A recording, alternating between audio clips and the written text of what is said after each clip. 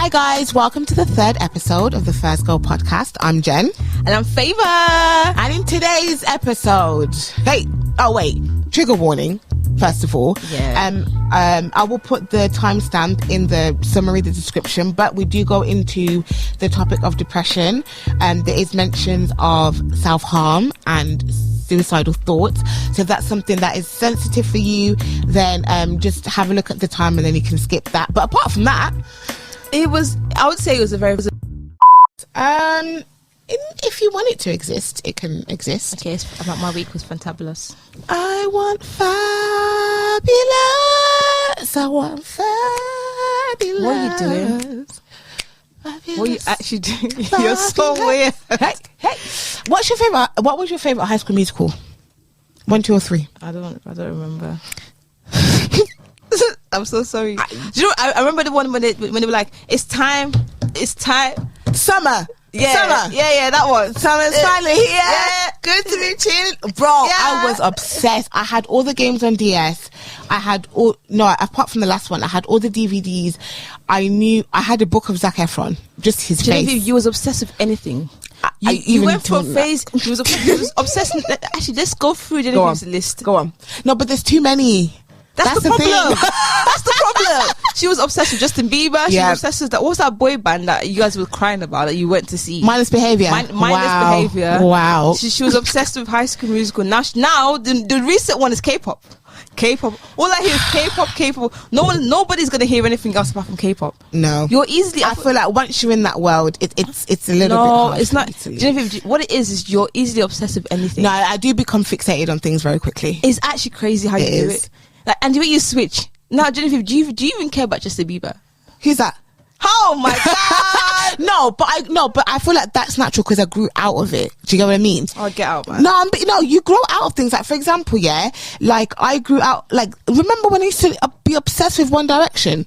Well, to be honest, oh my days, I forgot that. Yeah. One Direction. Oh my goodness, that was another one. Yeah, I feel like there's certain things, like for example, like with K-pop, I'm not saying I've grown out of it, but like I'm not as emotionally invested in it compared to when I first started. Is that what you tell yourself, or do you want to lie to the audience? You know what you are, Favor? A female dog. Why are you lying? You're a female. You're not as emotionally invested. So what are you physically invested? I listen to it, but no, there's a difference between being emotionally invested in something and just like listen to it like. I don't listen to it casually. I listen to it every day. Exactly. But when you're emotionally, because there's so many groups, there's so many different things going on. When you're why am I explaining this to you? Mad. You're saying so much. You don't even believe what you're saying. It's not even coming out because it's not. Anyway. You're obsessed with them, and you're easily obsessed with anything. All it takes is a new thing to come on. Genevieve is gone. She's gone with the wind. No, I think I'm a lot controlled now. The only things that I'm really invested in is K-pop, Zendaya, and Marvel. Oh my god, it's still Zendaya. Genevieve, there's too many. I can't even. No. Those are the only 3 things: Zendaya, K-pop, and Marvel. You hear yourself? Only 3 things, Genevieve. Those are only 3 things, but then there's a lot of things in K-pop and a lot of things in Marvel. Exactly. You're easily obsessed with stuff. Zendaya, if you're listening to this, hey girl. She doesn't. She doesn't. No. Wait, no. Who doesn't know that who met me? No, did I not meet Zendaya? Yes or no? She's met millions of people in her lifetime. But in my personal main character, did I meet Zendaya? Yes or no? Did she touch? Did I say that you haven't met her? I said she doesn't know you exist. She knows I exist. There are pictures and videos. She's met you, but she don't know who you are. She doesn't know who you are. And this is why. Why what? Favor. Do you know what it is? I'm just a realist. He's a realist. Yeah, realist. I tell you the truth about life. I don't want you to go into a whole limbo of just false reality. I'm here to bring you back into reality. Hi guys, welcome to the 3rd episode of First Girl Podcast. Listen, I don't have time for your nonsense. Wow, is that how it is? Okay. Welcome to the episode 3. 3rd episode. Número 3. Of the First Girl Podcast. How are you guys? How has your week been? I hope you guys have been well. You've been healthy. Whatever it is that you are currently invested in, that you are thriving in that thing. I hope that your February has started off to a great start because you know what I was thinking, yeah? So in America right now, it's Black History Month. Oh yeah, I saw that because Rihanna gave birth in it. Congratulations. She didn't give birth, you idiot. She's pregnant. She's pregnant, yeah. Bloody hell. Who's an idiot? Anyway, moving on. Take it back. Anyway, you know what I found really disrespectful? What? It's the shortest month out of all the months. Okay. So why is Black History Month the shortest month? That's very disrespectful. Do you know what it is? When someone's trying to be deep, it's not making sense. No, it makes sense, Favor, because if you think about it, right, like what? Black African Americans, they basically built America. They made it what it is. Okay. I don't know what I'm saying, bro, but you're not making sense. I know, but all I know is it's actually very disrespectful, the fact that it's in the shortest month. Why? Because there's a whole African Americans, Black people have a whole history within America. So wait, and you're going to dedicate it in the shortest days. Month. What does that do? 28 days. What does that do? Why can't it be the full 31 days that God has blessed us with? So an extra how many days? Three days. Yeah. What does that do to the? You get to celebrate being Black for an extra 3 days. And what does that do? Because you can't just put something. You know what, Favor? I was trying to relate to our African American listeners. No. Okay. You do this all the time. You can't just put something out there that makes sense out of it. So if you're saying there's 3 extra days, what is that? Because it has to add something. Think of it like an exam. Okay. They say to you in a maths exam, you get 3 extra points for showing working out, but you only do the answer. You've now lost 3 points from getting an A. Okay, so what's the A in this situation? Maybe you don't get into the uni that you wanted to. I said, what's the A? The 3 days. See, you're even confused. What's the A in the situation? The Black History, Black History having an extra 3 days. You know what? I don't know, but I just find it really disrespectful. It does not make any sense. It's disrespectful. They could have done it in. Oh, yes, that's disgusting. That wasn't me, Favor. You're disgusting, bro. Classy. You think people believe you? You know what I love? I just thought about it. I love that. Have you seen? You're not on Twitter, are you? No. Bloody loser. There's a meme, where it's like, whoa, I thought this was a classy party. Huh? Moving on. Genevieve, I think there's something not right. Nah. I'm okay. Anyway, guys. Actually, talking about Twitter, I find it very, very toxic. Like, everything I see from... You're not using Twitter right. People that say Twitter's toxic, you're not using it right. No, but Genevieve, every single information that comes out of that space is always someone just trying to be entitled or sound intelligent or just be offended by anything. Like, you're following the wrong people. No, I don't follow nobody. I'm saying... I'm never on there. I'm saying, you know what, transfer, like, usually, like, you know, on Instagram is like a melting pot of Instagram, of Twitter, Snapchat, and Facebook. People usually transfer other stuff and bring it to Instagram. Not original. Let me finish. Relax. Calm down. So whenever anything's being brought to Instagram, let's say like Snapchat or let's say TikTok, it's usually quite light-hearted. It's just fun. Whenever it's Twitter, it's like boo, boo, boo, boo, boo, anger, woof, war, fight. You know what? Honestly... why is it always war and fight? Why can't it just be peaceful? Or someone is saying, I'm deeply offended by the color blue. I don't think blue should exist. Like, yo, man, relax. I cannot stand Instagram. I'm so sorry. I can't. Are you serious? Instagram is the best place. No. I feel like Twitter it's got everything. Why? It just does, like, Instagram irritates. So I took a break from not even a break, because I can't even be bothered with the app. The only reason why I went back on it was for this podcast, right? So I was off it for like a little bit more than a month. When I finally opened it again, why am I seeing people promoting trading, Forex? There's someone talking about NFTs, giving me a whole lecture. I see titties and arse. I don't want to see that. I mean, there was a couple of people that were, posting good. Like, I'm happy for you. But why am I seeing titties, arse, NFT, crypto, Bitcoin? Who are you following? That's the problem. That's the thing. In the space of a month, a lot of people have changed, and I don't like that. I don't have that on my Instagram. I don't like it. Honestly, I don't. I rarely go on my... Genevieve is following perverts. I don't follow perverts. Yeah, you do. It's just people posting their bodily fluids. Sorry, not bodily fluids. What? What's going on? There's just like, I just, and you know what I realized about Instagram? Yeah, you know how, like, I feel like Instagram makes you nosy when you're not a nosy person. I feel like that's Snapchat, not Instagram. Bro, how old are you? How old are you? I'm 24. How old are you? How old are you? She's 25. How? And you're still using Snapchat at your big age. Are you serious? That's embarrassing. Wait, hold on. That's actually embarrassing. Are you actually serious? I deleted Snapchat when I was like, when I left sorry, uni? Mrs. Mature person. That's like, bro, I saw a tweet that was like, you're 25 and still doing Snapchat streaks. That's embarrassing. If we're gonna go there, let's talk about it. The reason why Genevieve doesn't like Instagram is because she doesn't want to post pictures of herself. That's the problem. That's actually the problem. You don't always have to. Are you serious? Okay, no, okay. That's the main problem, because when you don't want Twitter, you can go and rant, because she loves ranting. Yeah. So that's the platform for her to open her mouth and be Black History Month this 3 days. Black History Month. Like, that's why you want to go there. Just tell the audience the truth about yourself. She doesn't like Instagram. She doesn't want to post more pictures. Can I say the point I was trying to make? No. I feel like it's a revelation. Listen, yeah. Okay, let me say the because revelation. when I'm on Instagram, I'm nosy. I'm clicking on people's stories. I want to see what everyone's up to. But once I'm not on there, I don't give a crap. It's not to say that's like social media in general. Yeah, it is. No. On Twitter, if you're an active user on Twitter, you're more likely going to talk about and rant about life, right? And people can have an insight on how you're feeling. If you don't rant about life, no one's going to know what you're feeling, right? Am I correct? I am correct. Because it's different though. Oh my days. Okay. You want to know why? Because Instagram is a fake portrayal of your life, whereas Twitter is raw, it's fresh, it's juicy. It's what I'm feeling in the moment. If I type in saying I'm 5'10", is that real? Just because of type doesn't make it real, Genevieve. Yeah, well, anyway, I don't like Instagram anymore. I saw titties and arse and NFTs, especially NFTs. What the heck? I saw a tweet and I relate to this so much. I am too pretty to know what NFTs are. What even is that?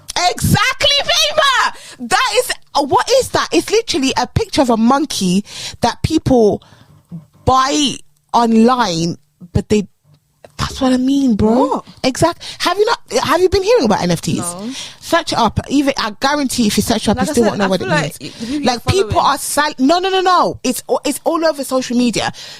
But it's like I've never seen this, and I'm always on social media. Girl, I don't know. It's people you're following. I don't follow NFT people. It's just something that people are talking about. The people you're following. But the thing is, the people that I follow, even they don't know. It's literally a picture of a cartoon monkey, and it's either people are selling it for an amount of money, or like celebrities are buying like millions of dollars worth of NFTs. What are you doing with a picture of a cartoon monkey? I don't get that. Exactly. I've never seen it. Like I said, we're too pretty to know what NFTs are. But then again, I feel like you need to follow the right people. I follow the right people. I have 3 Twitter accounts. I follow the right people. That's a problem. That's not a problem. One of them is a private account. One of them is an account that I don't really use anymore, but I just like tweets. And the other one, she has an account where she has heard a group of people. No, not anymore. Okay. Listen! Favor, why are you talking? Listen! Let me finish. No, okay, I'll explain it. It was basically a group chat with a bunch of people. That's it. Okay. Let me tell you my version. Oh. She didn't even have an account where I had a bunch of people go there and talk about celebrities, and I make up stories about how they're gonna. Whoa! Let me finish. That is far from the reality. Let me finish, and then they'll make up stories of how they're gonna fall in love with this person. Favor, I have never in my life. When did those words come out of my mouth? I don't have basically, let me tell the people how it is. I basically made an account. It's a fan account, okay? When I was at uni. Now you want to admit to the truth, for you like before, it's just a group chat. It went from a group chat to a fan account. No, it was a fan account. Obviously, like I said, Zendaya, Marvel, all of that stuff. Now, obviously, when you follow people and it's like, oh my God, you're cool, you end up in a group chat. And it wasn't a group chat where we go, oh my God, imagine if Zendaya fell in. Oh my God, imagine if... No, it was just like, it's just a bunch of people that just talk in a group chat. Guys, are you going to believe that? Because she went from saying it was a group chat, now she's telling you it was a fan account. So group chat. You know you can have group chats on Twitter, yeah? Pick and choose. You know you can have group chats on Twitter. That's not... I didn't say that. I'm saying you guys were fanning over. We weren't fanning. We were normal people having normal conversations. Okay. I could even go to the messages right now and show you. Go to it. I'm recording on my phone, bro. Don't do this to me, yeah? Okay. Is that the excuse? Do you know what it is?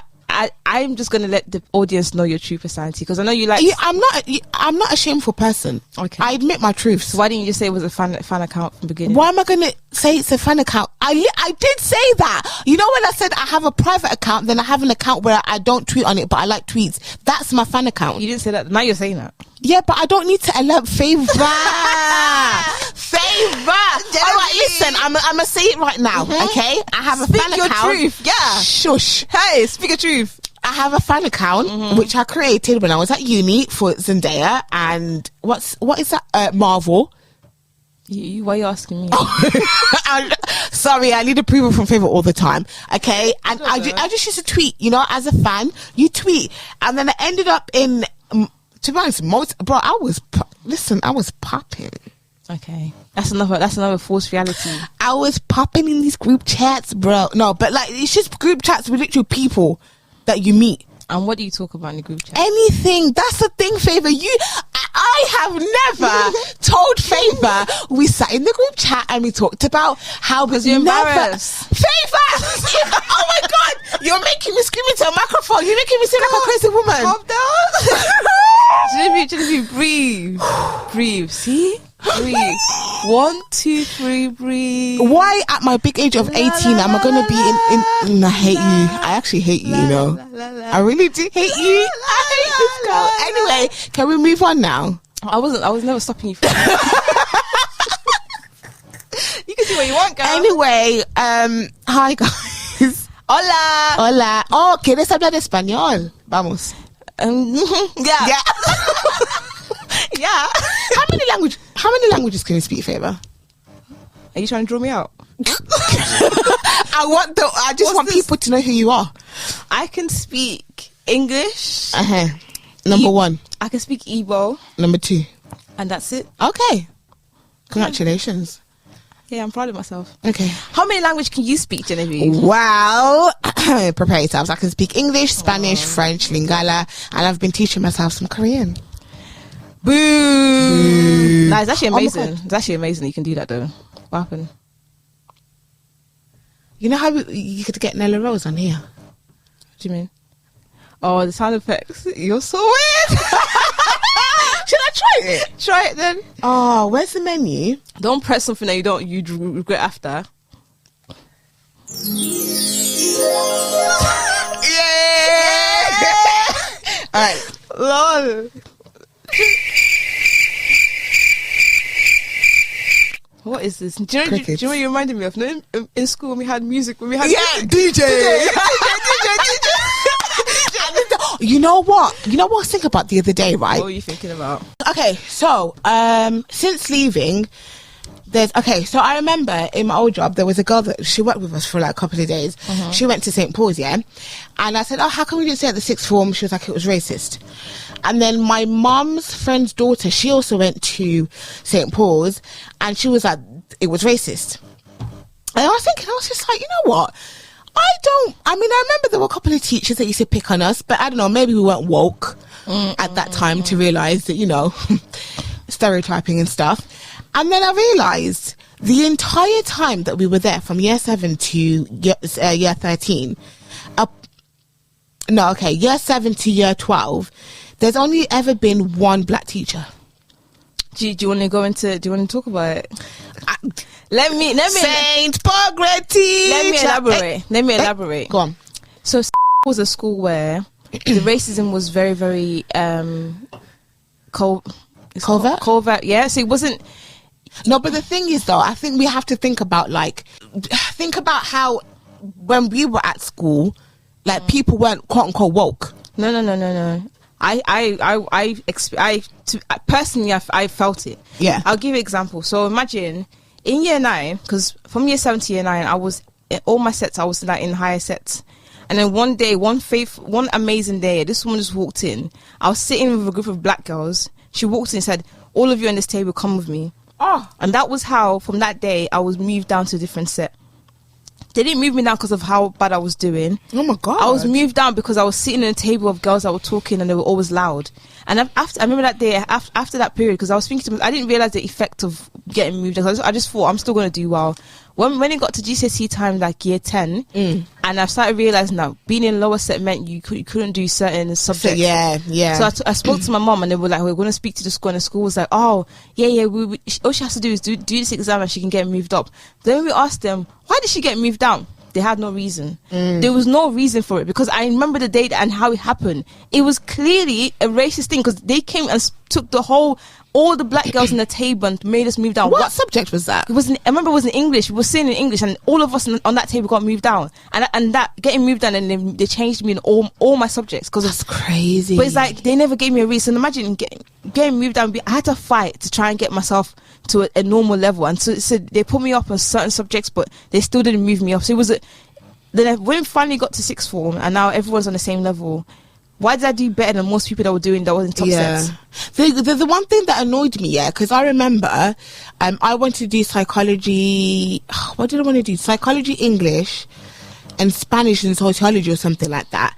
And they said to me, because I didn't get certain grades, I couldn't do psychology and English. And I was just like, exactly, what the heck does those little things that they were doing, it slowly, not slowly, it literally affects you, because there's a snowball effect. It affects you, and when you're trying to get to certain for example, certain medical subjects, you can't do that. You can't do if you don't have certain grades, not just grades. If you didn't do additional science, I think. Stuff like that. People like overlook things. To them, it's like, it's just additional science. It's not that serious. Yeah, it is, because when you get to certain levels, they would even look at your CV if you don't have that on your CV that you've done that. So all these little things they were doing.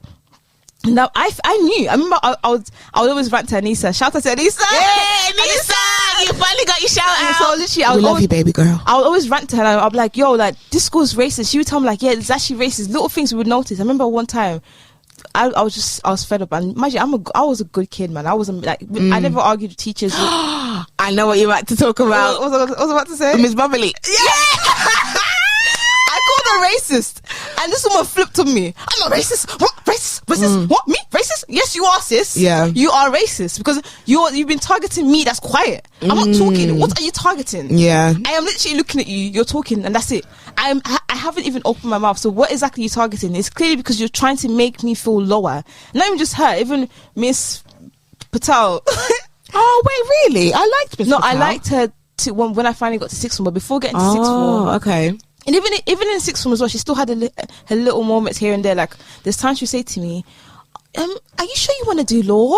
Wow. Not even just her. There's another teacher. What was her name? The Irish one that had a beard. Not a whole beard. Was she sociology as well? Yeah. Oh, what was Miss Macaulay? I think Miss Macaulay. Yeah. She said to me, "You're a very creative person. I think you should do art." Oh, F off. I can see you being a famous singer. Everyone wanted Favour to be a singer. Famous singer, and I'm like, Miss, I want to. Was that an Irish accent? Yeah, man, it didn't come out. It's alright. I was like, no, Miss, I want to do law. Yeah. Are you sure you want to do that? I can see you being famous. No, Miss. No, Miss. No. Because it's like the thing in America where they like to put all the black boys and make them do sports. It's like you can get a scholarship. You know we can be creative and still be intelligent, right? Of course. It's very, very possible to do both. You don't have to just do arts. It's like they're trying to like downgrade you. And it's very silent. It's not a thing because it sounds like a compliment. Oh, because you're an amazing singer. Why not do singing? But have you ever complimented my academy, my actual intelligence? There we go. Have you ever done that? Have you ever said to me, you're actually quite smart. Like, I like the way you talk, or I like the way you write. Have you ever done that? No. You look at my what I've written, tell me I'm a good singer. Do you see any singing notes on my page? Did I sing on the damn paper? Like, honestly, it's very subtle what they did, but me and Anissa, we clocked, we clocked on, because we were noticing little things. And when we finally got to sixth form, we were all on the same level. And we can now eventually prove to people that we were intelligent. I did better than people that were getting A stars. Bro, I remember. And that made me so upset, because I'm thinking to myself, yo, you guys literally basically limited my ability by putting in a certain level when I could have done more based on just... it's racist. No, it is. It's racist, because what did I do? I was just a black girl. The thing I remember... See, the thing is, I don't know, maybe it was. So I remember in year 8, I was in set in the top set for English. Exactly. Number one. Are you not starting to realize? Right. Yeah. So the thing about me, I was a quiet kid, but if there was, obviously, like most people, if you're in a setting, in a situation where you feel comfortable, I wasn't disruptive, but She was very chatty. No, not even chatty. I was okay. I would say that I was the class clown. I'd make comments and I'd get people laughing, but I never did anything like bad. Like I was a good kid. Yeah. I was just quote unquote a class clown. So then when it got to year 9, and I saw that I went from set 1 to set 2 or 3, and then there was a girl that joined. She joined my form in year 8, and they basically she was I forgot her name. I think she was like Greek or something. And they basically swapped us. I remember her. Yeah. And they basically, and I remember thinking, because I don't do bad. Like English has always been my favorite subject. It's one of your strongest point. I've always thrived in it. I thought, can they really like move you down a set because you make your classmates laugh? No. Genevieve, it's racism. It's like being a black person, you have to work almost 10 times harder to try and stay in that position, because any little thing they could use that, and it looks like it makes sense. No, if you want to do something evil, you can try and find ways to justify it and make it. That's what they did. They were trying to do something evil and try and justify it with something so stupid like being a class clown. How does that flipping affect your intelligence? Because I remember there was a time there was a girl, black girl, known to be very, very smart. Yeah. Yeah, and I remember, I think I think it was like a spelling test. So I did something where I basically beat her. Yeah, I don't know if I moved down to set 2 or 3, but I got moved down. Yeah, but if you notice, the black people that were in top sets, they were extremely they were really, really, really clever. So you couldn't just be an average clever person just being a top set or just. It's like the people that were actually in top set were not even that smart. If you look at it, it's like the black people that were there were very, very smart. They had to be like extremely. Another shout out. I'm just thinking of Anissa. I'm just thinking of her. Like you have to be extremely smart to try and maintain that level to be considered as intelligent. That's crazy to me. It doesn't make sense. So I 100% believe that school was racist. And I remember. When we were, I think it was when I moved down to your English set. Yeah. I forgot her name, but that teacher, she always used to pick every single time the black kids. Remember? Yeah, exactly. But what makes me laugh, what made me so baffled as well was the fact that, because I know I was not even talking. So what are they picking up? What are you picking? Why are you picking on me? For what reason? I'm not opening my mouth. I'm not even saying anything. So this is clearly a racist thing. It might be subconscious, because some of them might not even realize that this is me trying to make them look better. Let's just say, for the benefit of the doubt, that they didn't even know that they were doing it. Yeah. But they were literally doing it. There will be times where everyone's talking and they'll pick on a black kid. I remember it was my birthday. I don't know if the teacher knew it was my birthday. I walk into the science lab. I even had people defending me. I walk in, because I used to sit at the back with and I don't say a word. I'm just walking in. I'm like, okay, let's get to work. Right, Genevieve, I've had. You have to sort it out. Why are you banging the table? Why are you banging the table? I apologize. They were just like, Genevieve, up to the front now, and put your name on the back side. I did not even say a word. I was just like, bro. And do you know what it is? If you're constantly telling somebody that this is what happened, so clearly there's always bad kids in any race, right? Yeah. Any race could have bad behaved kids. But if you have more patience with the white kids and you're less patient with the black kids, and you're constantly telling them how destructive, how annoying, how they're just disturbing everything, then it becomes a thing where that person starts to live up to that what you're saying. What is it called? Self-fulfilling prophecy. Yes. If I'm saying you're bad, then you're gonna be like, you know what? I am bad, because I can't do anything right, because every time you see me, you're always telling me I'm bad. So I might as well just do what you're telling me, saying I am. This is why, and that's what happened. So I could see some of the kids where they didn't even put an effort to try and even impress the teachers, because they knew that as soon as they came in, there was going to be a problem. As soon as they just came in, they were ready to fight. Yeah, because they needed defense mode. They were in different, because they knew the teachers already had that pre notion of them being disruptive, and they already knew that. So they just came with the attitude of, I don't care what she says to me. I'm gonna do what I want to do. I felt that in year 11, I believe, in biology. I can never remember her name. I think she might have been a cover for maternity. She was a biology teacher. She was short. She had like a, you know, when white women have big bums and so cellulites. She had one of those, and she had like a high-pitched squeaky voice. This woman, like, oh my God, it was so bad to the point where I remember I used to sit at the front, and it was me and especially used to say anything, but somehow we were kept behind.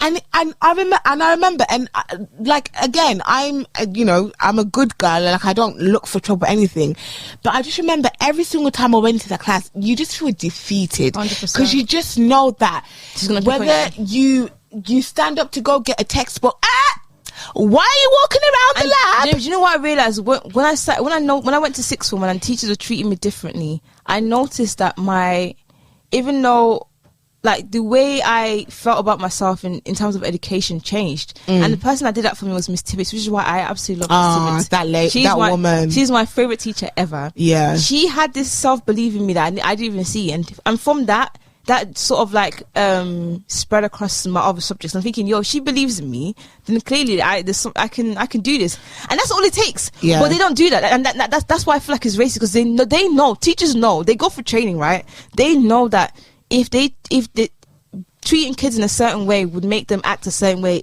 and you speaking positively to a child would make them act positively. Of course, there's always the exceptions, like random kids. Devil. They're just devils in human form. Demonic. But majority of the time, if you're putting positive words into somebody, constantly telling them how good and reassuring them, it tends to go in a positive direction. For me, that was Miss Sangira. Oh, I like Miss Sangira. I honestly, so when I started in year 7, I was in bottom set for maths. I think I got her in year 8, and I think at some point she switched to becoming our teacher.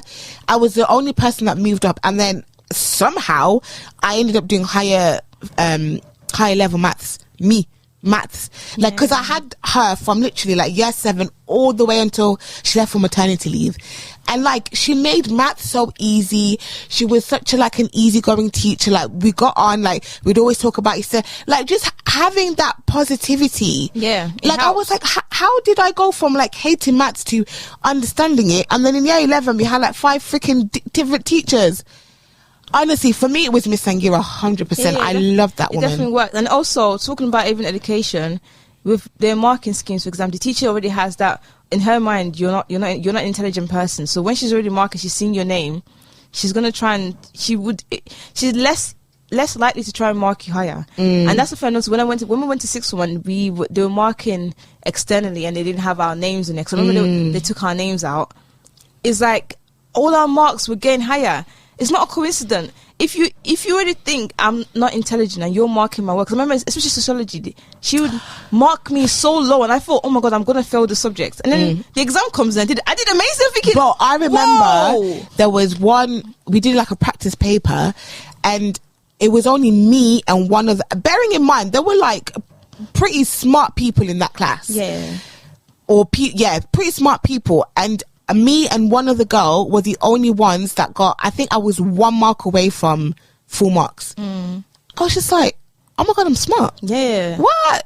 Like, all it actually takes is just reinforcing and reassuring that child that they're intelligent, even if it's not even if they haven't done the best, but just putting that confidence back into them, the same way you do the white kids. Do the same thing to us. That's all it takes. Not constantly telling you, oh, you can do arts, oh, you're a good dancer, you're a good singer. Shut up, man. I don't want to do that. You think my mom's gonna let me go and do art at school? What is that? Like, why not saying that to other students? No, it's actually talking about school. I thought about something. You know, with like parents' evening. Did your parents come to your parents' evening? Yeah. Okay. This is what I think. I remember even speaking to mom about this. I feel like because I was the first child, they were a bit more like relaxed. Like, they didn't come to my parents' evening at all. Like, really, they'll come like once in a while, or even like, you know how you have to like get your diary signed and stuff. Like. They didn't even. My parents didn't know. They didn't even know I had a diary. Like, but my sister, they're so involved. Really? Like they proper like my mom knows my teachers and my sister's teachers' names. Like she knows them. Oh wow! And she's gone to a point. My mom even went to my sister's school to even shout at one of the teachers to make my mom like she came back home. She's like, I even banged the table. I'm like, why are you scared? She's like, no. I'm like, I said to her, Mom, you did this to me. She's like, I just trusted you. And I'm like, yeah, but you didn't even. It was like. It's like I said, remember I keep saying experimental. It's like they tried different things. It's like with me, they were too relaxed, and then my brothers, they were a bit more. It's like they kept increasing the level of like how much you were going to get involved. So with me, they were like, she's okay. She's alright. Yeah, she's a good girl. And she'll handle it. With Gift, because Gift was a trouble. Kill Gift. Gift caused us problems. Oh my god. So because he was a very active child. Okay, that's a good word. So they went to school not because of they wanted to be involved. They had to. They had no choice. Yeah. Miracle, they were still a bit more relaxed, but they would go because Miracle was a star boy. He was a footballer. Aww. He was the basketball. He was everything sport-wise. The school absolutely loved Miracle. He was like the golden boy of the school. So they would go to the school for like awards nights and stuff. Ruby is the brain of the house. Ruby has to get start everything. My mom is not playing. Like when she found that one of her teachers tried to push Ruby in a different set. With me, she was a bit relaxed. My mom only put more effort towards year 11 when she realised that, it's important. My GCSE is actually going to affect my university. Then she put, but Ruby, from year 7, my mom was hands-on. So hands-on, teachers are scared of my mom. Hey, come on, and my mom is not even scary at all. No, not at all. So imagine she's putting it on. Can you imagine she's putting up a scary act? She's far from it, like completely, but she's putting it out because she wants my sister to get to set, because she realized that these people are gonna play with your child's education. No, it's true. Like with Ellie, I think that my brothers have gotten the brains of my dad because they're all smart. But with Ellie, it was like a push that I never received ever. It was just like, she's like, Ellie, I swear, if your report comes back and you don't have excellent or satisfactory, whatever the thing is, you're not going to get this. And then when he finally came back, he's like, Mom, look. She's like, oh, I'm so proud of you. See, they didn't put out much effort. That's what I'm saying. They didn't put out much effort with you. I can't remember the last time my mom said she was proud of me. When you was, because you're the first daughter. So it's like, with them, it's like, it's almost like there's that level of, there's a trust there, of course. But it's like they're still a bit more relaxed because I'm guessing it's because they haven't. When you have your first child, you don't actually know what to expect, so you don't know what's needed. So I'm guessing they when you have your first child, and your child is doing fairly okay, you don't feel the need to be as involved. But when you not realize that every single thing they're doing has an effect in their future, you think, my next child. If you mess up, if you even try to change your mind, no, like, because now they know that if you don't do well, it's going to affect you. Luckily, God's grace, I ended up doing okay, and it wasn't that bad. But it could have gone really bad because they were gonna mess up. Imagine my little sister, because apparently Ruby's she's quiet in some of her lessons. You want to try and move her down because she's quiet. Excuse me. That's the dumbest Ruby's reason. Extremely intelligent. I'm not even exaggerating. Like, her smartness doesn't make sense. Someone's just smart. I think, why are you smart? Like, she's extremely intelligent. So they wanted to meet. My mom said, "What?" That does not make sense. She went to the school to show them loud. Imagine my dad is usually the loud one, right? My mom switched all of them because my dad doesn't care. He will tell you about yourself there with his Nigerian accent. He will shout it. He doesn't. My dad doesn't play. He doesn't care. But my mom is more on the let's be a bit classy. My mom lost all composure of classiness. She said no. My daughter's quiet, and what does that have to do with her education? Don't you guys want kids to be quiet? This is my point. They're trying to find anything and it doesn't make any sense. Yeah, because she's quiet. How is she doing? Is her marks okay? Yes. Is she doing well in school? Yeah, but she's not interacting. Is she doing well? Yes, but she's not interacting. Excuse me? 2 + 2 = fish. Excuse me? Okay, what about the other students? Are they all interacting? Is every single person always talking in your class? Yeah. No. Bro, there was people in our class. What was her name? There was an I'm going to say Asian because I can't remember what specifically she was. This girl, I don't know if you remember her. I know one. I don't know. I can remember she was petite. She was small. She never spoke. I never heard it.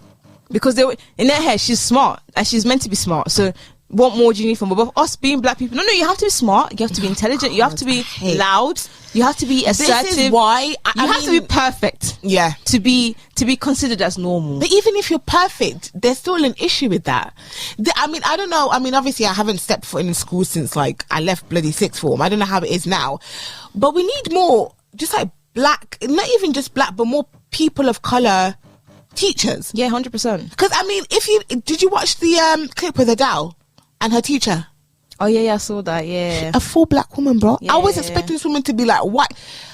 I was like, auntie, bro. Like, let us in those schools, man. Let us change their lives, because we know the struggle. Even if it's not through education, just like living on this earth as someone who there's no reasonable reason why a teacher's doing 4 subjects. Remember those teachers I was teaching sixth form? Miss Macaulay, that one. I remember. Why? Bro, I remember there were times. No, listen. I remember, and she was the head of year. I remember there was a time where it's like, oh, sorry girls. Oh, wait, that's Scottish. I can't do Irish at the moment. She'd be like, oh, sorry girls, one of the girls in my year, she's naughty, she's been kicked out of class, she's going to sit at the back. What the heck is a year 10 girl sitting in a year 13 sociology lesson? And why am I chasing you to mark my essay? Bro, she was never in class. She couldn't teach because she had 4 subjects. She's in sociology. She was never in class. ICT, oh my god. PE, and she's the head of year. I remember she'd be like, right girls, so I've got to go and do something, so if you just turn to page 5 and auntie, come back and teach me sociology. She didn't teach. Which is like Miss Tibbetts literally saved our lives. She was not teaching us. There was times where me and Anissa would go and chase her down the office. I'm like, Miss, you haven't marked our essay? She's like, oh, okay, sorry girls, just put it in the corner and mark it. And she had the audacity to come back to the next sense, and like literally in classes, she would come, she'd be like, oh guys, I want to see your folders. Okay, I'll give you an example. Oh my god. Favor has said this story to me so many times. I know what she's gonna say. So she'd come and she'd be like, guys, open your folders, let me see your folders. Why did she only look at my folder? And she's like, girls, I'm so disappointed. I'm so disappointed in the state of your folders. Miss, you only saw my folder. I remember that woman was a mess. Me and Marizanella literally had to, we used to, remember there was a room upstairs where you could study. We literally used to write on the board and literally teach ourselves the sociology subjects that she needed to teach, because she never taught anything, bro. She had too many things to do. And I think they were short-staffed. See, and that clearly shows that they had that job roles, but they're choosing not to give it to other people because it's all in-house. Why is a teacher doing 4 subjects? And imagine, remember how many teachers we had for maths, especially year 11 maths, the most important one, that, because I think, didn't they do like the very, you only do like one exam for the whole year or something. Yeah. Why is our class like, because I remember we kept getting a new teacher every month. Our class specifically, we used to constantly have the head of maths come in, we used to constantly have people talk to us. What do you expect? If we're feeling like nobody's teaching us what we need to learn, we have 5 different teachers and then they have different teaching methods, no one can be bothered. It's like, what do you expect? Yeah. Nah, honestly, listen, that school. Yeah, honestly. But I remember, I think when Henok was going into secondary school, and my mom, obviously, she made me look at the list of schools. There was a point where it was number 4. And like higher than grammar schools, yeah. Oh yeah, I know. It's gone amazing. Like it's gone up completely. Like it's not what it was when we was there. It's still racist. And when we was there, it was still quite high, because I remember we were 13 or something. It wasn't actually that low. It was never low, which is why parents always recommend going to that school. But the racism was just very. It's like you feel it, but you don't know where it's coming from, because I don't have to explain it. It was a very weird experience, because I'm like, I can clearly see this is not right. It's not right. Yeah. Because how is your reasoning for putting someone down is because of their personality? Yeah, it doesn't make sense. What? Oh, yeah. Yeah. Anyway. Can you still remember the Hail Mary? Yeah. 1, 2, 3. Hail Mary, full of grace, the Lord is with thee. Blessed, hey, that thou, heavenly No. That's it. Oh wow. Yeah. You know what? I was thinking about this on the bus the other day. Wow. You know what? I hope. I doubt this girl will ever. I don't know. I can't remember who she was. I doubt she'll ever come across this podcast. But if you're out there in the world, I hope that you have come to accept what happened, or you're either seeking therapy for it. Oh. I remember I think it was in maths, and you know how in RE, if you're RE teacher, like we used to help her in maths for random times. So I remember there was, oh bless her, I think she might have been in year 7, you know. She was sitting like close to the front, and we had to stand up, you know. I'm not Catholic, so these things that we used to say, I never understood it. She stood up, she vomited. Who's this? I don't know. We were like in year 10 or 11. She was like in year 7, literally. Okay. She literally like, I think it went on someone's back. It went all over the bench. And I could, bless her, I could just like, oh my gosh, I remember this. Actually, because I remember someone telling me that, I remember this. And I remember I could literally hear saying, oh my God, I can't believe that happened. I felt so sorry. Year 7, you vomit. And it's not like she was sat at the back. They were sat at the front. And she just vomited. Whoever you are, wherever you are, I hope you found peace with that situation, or you're seeking therapy, because that's never going to leave my mind. Why did you say that story? I just, because I remembered I was thinking about it on the bus the other day. Oh. And it's related to the same zone. So are we just going to talk about anything that's related? Yeah, let's not. Why not? If we're going to talk about anything related to I think I'll give you a story. Okay. So like, imagine your first day. This is my experience. My first day coming to St. Paul's. Actually, I think is it my second day? I'm not sure. But it was like my first week. And my mom, we bought this Barbie bag. I think I've told you the story before. I feel like probably a long time ago. I had a Barbie backpack. I was so proud of it. Like I was like, I love this pack. This bag is amazing. I got into the bus and I heard someone was singing, "I'm a Barbie girl." Nah. And I was like, I didn't like, it wasn't added up to me, so I didn't think it was about me. Yeah. Again, every time I get into that bus, this girl just kept singing it. And I looked back and I realised he was singing it, and I saw she looked at me. It was a year 11 girl. There was one year 11 girl that was just onto me. Like, she was onto me. Yeah. Every time she was, in my head, I never really understood why. Because I'm like, do I remind you of someone in the past? Do I know you? She just kept watching me. Yeah. And I told my mom I don't want Barbie bag anymore. I changed my bag. Like, you know what? The year 11s, when we were in year 7, they were brutal. Let me finish. So I've now changed my bag, thinking this is going to end this whole this indirect bullying. Basically, that's what it was. Because why are you singing Barbie to me? Am I Barbie? So I'm thinking this is going to end it. No. She found something else. What did she find? Anything I did. You breathed. Like, look how they're walking. Oh my God. Genevieve, I used to think, yo, this girl's a devil. Why me? What did I do? I never understood it. She was onto me, but then she left. But I just never understood it because I don't know her. But I remember her face, but now I don't remember her now. But then I used to think, what have I ever done to this girl? She would always just try to like draw me out or say, and it would always be when she's around people. So when she's by herself, she didn't say anything. She would say anything. Yeah. When she's around people, she'd be like, I'm in the year 7s again. Ha ha ha ha. Am I the only year 7? Now, Genevieve, that girl actually annoyed me though. No, but I'm like, I don't know what it was. They were really horrible. I remember there was a time where I think for whatever reason I got made to stay behind in P. Like P was the last subject, and I had to stay behind. I remember like my mom or someone was waiting for me, so I was like, oh my God, I'm gonna be late. I have to go to my locker. I literally ran because obviously remember that little fountain by the P. Yeah. There was water. I slipped and fell. Pure year 7.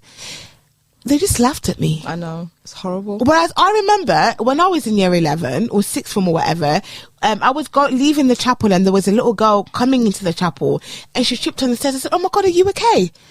We were never horrible. No. Because people kept saying us because they're in year 11. No, this nothing. Eventually, we was in year 11. We was never horrible. No. The year 11s that we had they were sent from Satan directly. To come and make our lives live in hell. Honestly, but they were really bad. I never understood why they were like that though. No, I think it's because they had that power. Like, oh, I thought we're older, but it's even still, there's nothing. Didn't make sense. No, but yeah, it is. Yeah, it is what it is. That school, honestly, it was an amazing experience. Now, you know what? Year 7 to year 11 was like up. Wow, the English has left me again. Up, down, racism, not racism, whatever. I wouldn't change anything because it made me who I am. I wanted to go to You know how you said your mom Forced me. Your mom forced you. Yeah. I wasn't forced. I saw the school uniform. Really? Yeah, and I was like, I want to go to that school. Wow. I just love the uniform. Yeah. I don't know why. Who knows why? Do you know how I put so much effort to come to that school? So you know how people, like, let's say you're a Catholic, you can easily get in, or you went to a Catholic primary school. I went to a Church of England primary school. I wasn't even Catholic. So they said no. They rejected. They said no, you can't come in. Yeah. Because first of all, you haven't been. What was it? I think it's dedicated. Something that makes you Catholic. I didn't have anything that qualified. Confirmation. Yeah. I had nothing to qualify me to get into the school. I had to go to mass for a whole month with my mom and beg the priest to write letters to say, that's how desperate I was. I even got the head of my primary school to write letters to St. Paul saying why I was a great student. Miss Lester. No, the head of my primary school. Yeah, Miss Lester. Oh, maybe they changed because my brothers go there. Oh.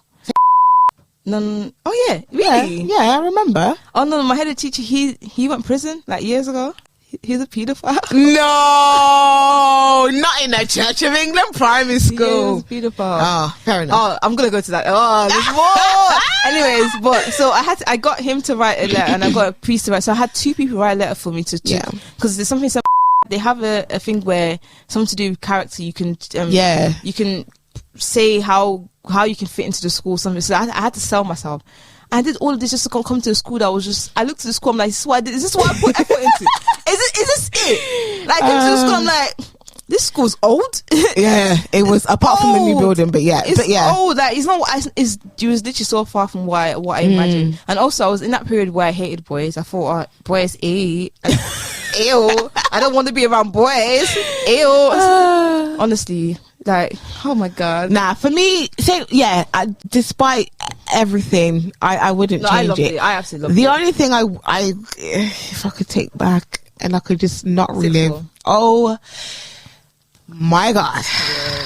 Yeah, 6 months. It was bad. Sometimes I shed a tear just thinking about it. It was bad. It was bad. You know what? I think it was a mixture of things. I think it was pressure of A levels. Yeah. Then it was just the there was just something about the atmosphere in that sixth form. Yep.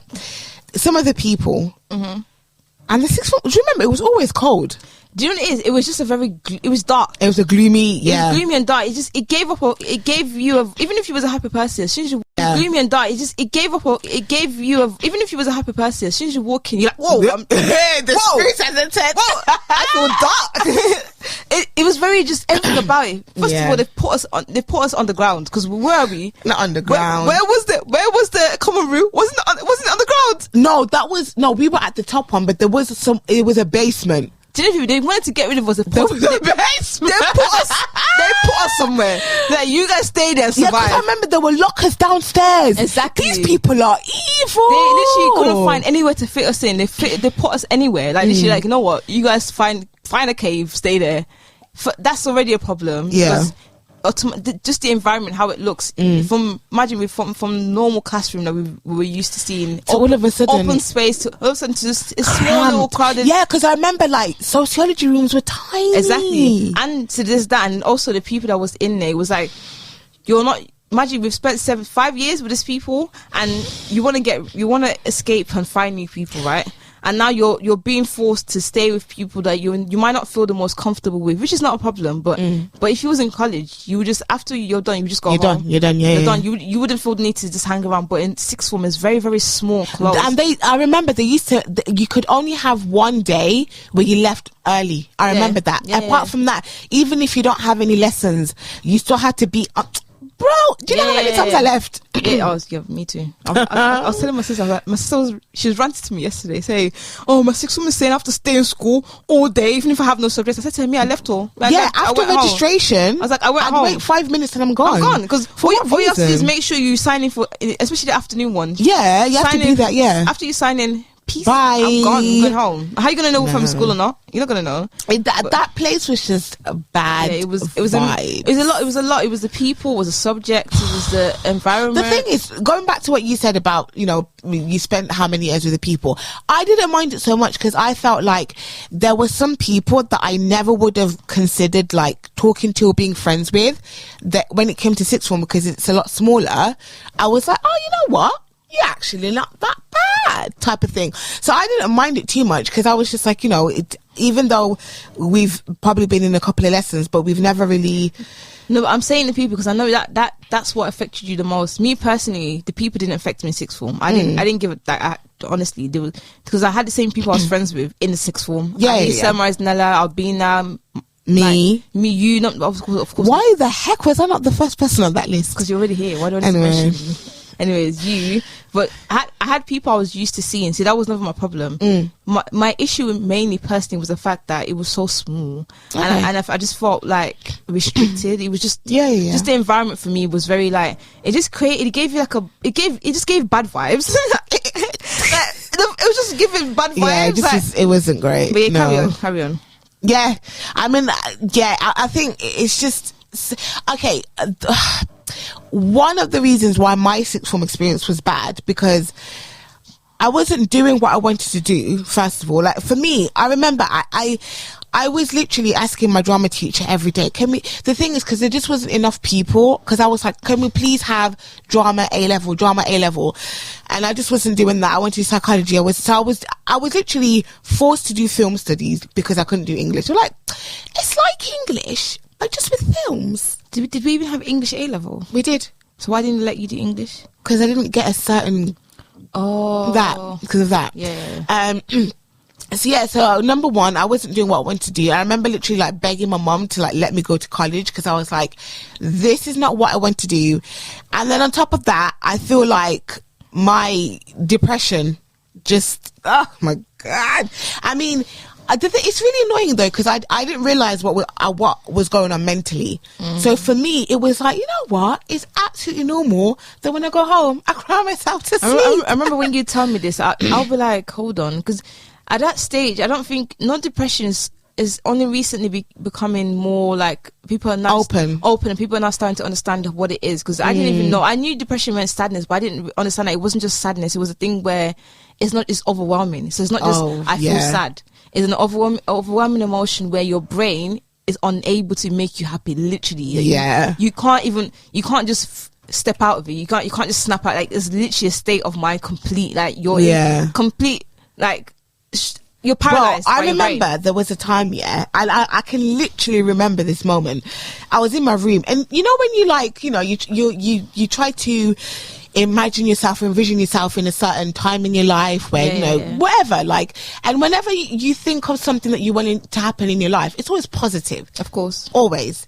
I remember there was a point where obviously when it comes to depression, it's like it's like you said, it's overwhelming. That it's so much. I remember thinking, am I ever going to get out of this? And I literally tried to remember. I remember trying to imagine myself not being in that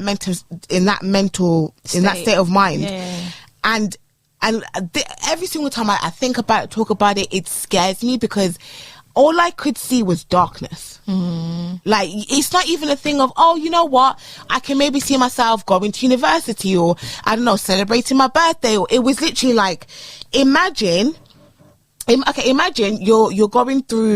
driving and you're about to go into a tunnel and it's like, you go from light to just straight darkness. That's what it felt like.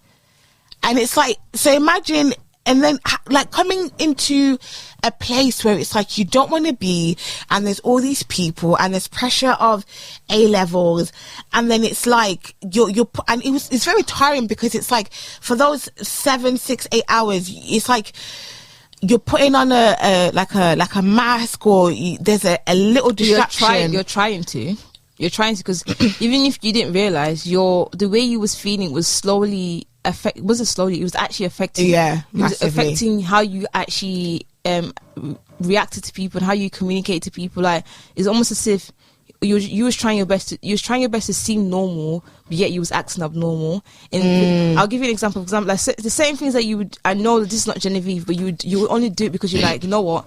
I want to try and please these people, so I need to do what needs to be done in this situation. But naturally, you probably question it. But even if because like you mentioned before, you was a person you was always saying yes. But if you're yes, from what I remember, because I've known you since year 7, you still had questions. Even if you said yes, I don't know if you know this, but I remember you questioned certain things. But in sixth form, it was almost like completely. it's like your body was there, but mentally you was gone. I was not mentally there. Genevieve was not there. Like anything that would happen is like she's in the situation. There was a lot of drama, and you was not a drama person. So oh my god, do you know what I mean? The fact that you was involved in a lot of drama, yeah. When I know fully well that that's not even you. You're not. You're the least person that would be involved in any drama. So the fact that was happening, I knew that this wasn't you. It's because you was just literally flowing with anything and anything that came to you. You just took it. I just took it, yeah. Because you wasn't in the state of mind where you was able to assess and detach and be like, well, do I want to speak about this? You was in a state of mind of, I'm just gonna do whatever I need to do, whatever needs to happen, whatever I need to do to get through and go home, I'm gonna do it. And at the times I even had to question, like, I'm trying to defend Genevieve, but I end up looking like an idiot. I remember this day, Genevieve, I'm not even joking, the day when the drama between you and hey, this girl came to me and she was trying to convince me of why I should not be friends with you, and I was just like, but I was trying to explain to her, because I remember you told me the full story. Yeah. I don't remember exactly what it was, but I remember something to do. It was a miscommunication. Yeah, Twitter and I didn't, because I didn't remember the full thing, but I remember what you told me, and I took that information. I'm like, Genevieve told me that. She's like, no, she's lying, and she's trying to tell me her part, and she's trying to basically she was trying to convince me. Basically, she was trying to like create an army of people that's gonna. Oh my god, I remember that. That would gang up against Genevieve. And I remember she was saying to me, I know she's your friend, but I'm just telling you the truth. So you just pick and choose what. I'm like, no, and in my head I was thinking, I'm defending a girl that I don't even know. I don't even know what's true anymore. I don't know what she's done. I literally, I will never forget this, because I was coming. I remember when we have lunchtime and we were signing, and I was coming down the stairs. Then we went in the ICT room. Yeah, I remember. I was coming. This girl cornered me. Literally, she's like, Genevieve, and she's just talking about you. And I'm like, in my head I was thinking, how am I in this situation? And then they were like, yeah. She said that, and I was like, no, but she told me this, and this is what she meant. They were like, no. But she said, and I was like, do you guys know who I am? Do you actually think I care about this? Me and Favor come in a pair. I'm like, I actually don't. First of all, I don't care about. Secondly, do you think I'm actually going to be here and let you convince me about what? I don't even care if she was wrong. I don't give a damn. I'm not your friend. I'm not your friend. So whatever you say to me, it's not going. It's coming through one ear and leaving another ear. But that situation was so baffling to me. I was thinking, Genevieve is not this. So how did we even get to this stage of drama? I have like that was when I started noticing. I was like, oh, okay, so something's not right. Like, the thing is, though, I took that as my reality. Yeah. Like I was just like I said, like the fact that I like almost every day I'd be crying. I don't know what I'd be crying over, but I'd be upset. I was just like, I'm an emotional person. That's absolutely normal. Yeah. Every day I'd be like, oh, this person's sad. Let me take on their emotions. That's normal. I'm an empathetic person.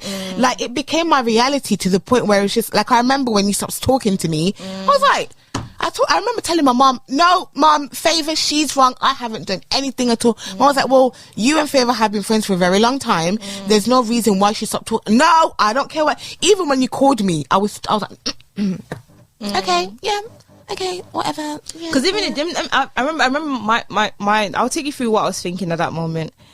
There was two sides. There's a side of me that was like, yo, this girl's acting out. I can't, because I don't like drama. I've never liked drama. Even when people didn't like me, I just don't care. Favor, oh my god, it's you and yourself that's fighting. I don't care. But if it bugs me to the point where I'm uncomfortable, I'm gonna speak up. But most times I ignore it. So I'm trying to detach myself to the point where I even changed sixth form. Not sixth form, I changed forms. Remember? Yeah, I remember. Because that's how much I wanted to detach myself from drama. I hate problems.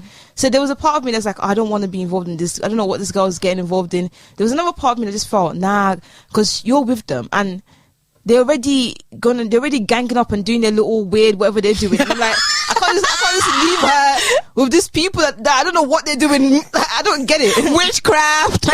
Like, Jimmy, they hate me, you know, because I remember because I could not. I wasn't gonna do what they wanted because that's not me. I don't care who you are. And I remember I was in two minds about it because I was just like, obviously, you know, Favor, she's my best friend, and I'm not. but then there's this thing, and then I don't want to leave. I don't want to seem weak. Yeah, exactly. Yeah. That they would say, let's go and do this, and they'd be like, yeah, okay, yeah. And she didn't want to do it, and I'll sit there. I'm like, no, I don't want to do it. Like, our favorite is because you're religious. It's because you love God. I remember, oh my gosh, she was so bad. They'd be like, do your favorite thinks she's perfect. She thinks that she's Jesus' daughter, and I'm like, yo, I am. In my head, I'm thinking. I didn't say it, but I was like, yo, if it's bugging you that much, then sis, there's something wrong with you. Because have I said anything about what you're doing?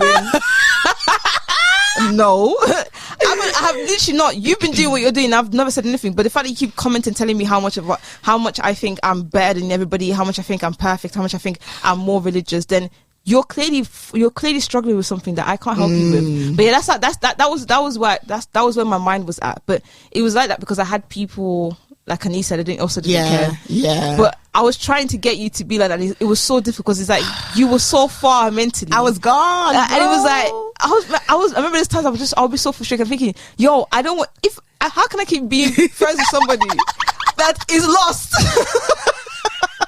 She can't find a way home, bro. She's lost. Like, imagine, I'll give you a scenario. Imagine I'm having an argument. Genevieve ain't saying Jack. Oh my God. Genevieve she's pinching me this time. She's telling me to calm down. I'm thinking, you're meant to defend me. No, wait. At that point, I'd already left.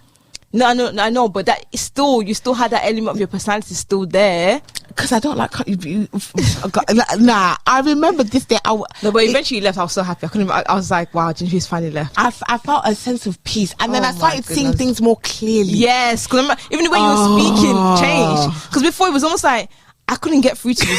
Like you were like, yeah, I get it, but I'll still you go back.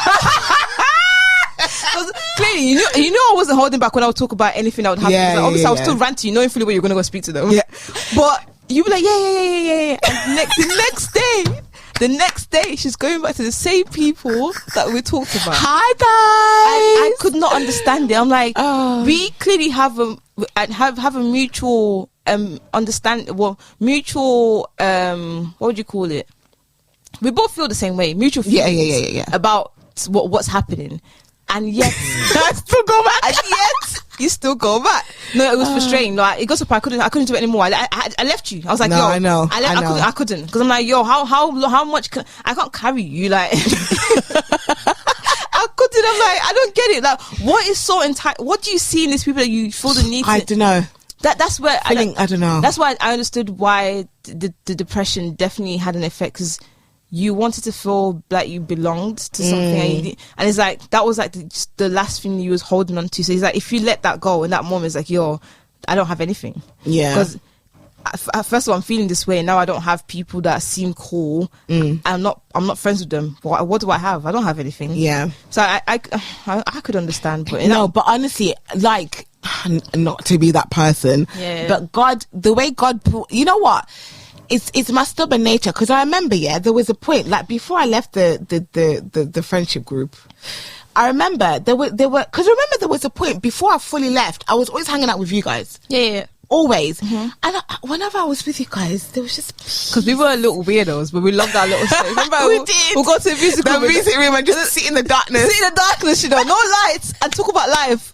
What is 17-year-olds? Literally have like really deep conversations about life in our little corner, little small room. But I remember. And then there was a point where I was a bit conflicted because I was just like, you know, obviously, like I'm in the same form and we're in the same lessons and quote unquote friendship group. But then when I'm with Favor and you know my original people, I feel at peace. And I remember God spoke to me 3 times. I fought against it until He said, "Let me put the situation in your face." Because I remember I was conflicted and I was like, God, show me who are my real friends, who I'm actually meant to be with. Is it Favor? Is it them? Is it da-da-da-da? I remember He showed me one dream where I was walking into the common room and I think they were saying something, and as I was approaching them or something, like everything, like it was very either everything became slow motion or it's very hard for me to like go into their corner. I remember there was another one, I can't remember fully, but it involved a gun. Oh wow. I just remember it involved a gun, and there was I remember specifically there was 3 dreams, and I remember I was just like nah, that doesn't mean anything. until there was a day where I was like, oh my God, I feel really guilty. Like I keep hanging out with Anissa and Magdalene and Favor. Let me go hang out with them. I remember it was lunchtime. I walk in, I sit down. And at that point I was questioning, because with these people, they were friends, but they talked about each other. 100%. And I was just like, I wonder if they do that with me. I mean, I'm a good girl. They don't. What? No. So anyway, I was doubting that. I come down, I sit down, and then there was this one person in particular. I'm not gonna lie, I still have trauma. And they are. What did they say? I can't remember, but they were like, I used to be seen as someone who talked a lot. Right? And they were like, oh, don't say this because there's ears around. And I was just like, oh yeah, I remember you telling me this. I was just like, yeah. How are you going to be saying that in front of the person that's there? And then after that, they said something like, they were going to, there was two people, they were going to start talking about something, and they were just like, oh, no, don't say anything. She's right there. Like, don't say anything. And then there was one, she was just like, I remember when I came and sat down, she was just like, oh, Jen, are you finally hanging out with us? I thought you were going to be with your new friend Favor. I was just like, and then that was my confirmation. That was when God was like, listen, these people, they don't like you. They talk about you behind your back. They are not the people you need to be with. And also I remember, because at that point, right, I remember, like, my depression was so bad. I remember, like, me and my family, we started going to church, and we spent New Year's at home. And obviously, like, as the New Year's comes in, we were praying. I remember just saying, like, God, I am tired of feeling this way. I just want to be at peace.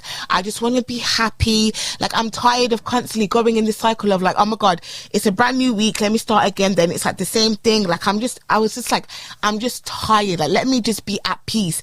Obviously, like, as depression is, it doesn't happen overnight. It was a step by step thing. And then that's when I started hanging out with you guys more. And then God was like, look at your dreams, understand your dreams. I'm going to put in front of you.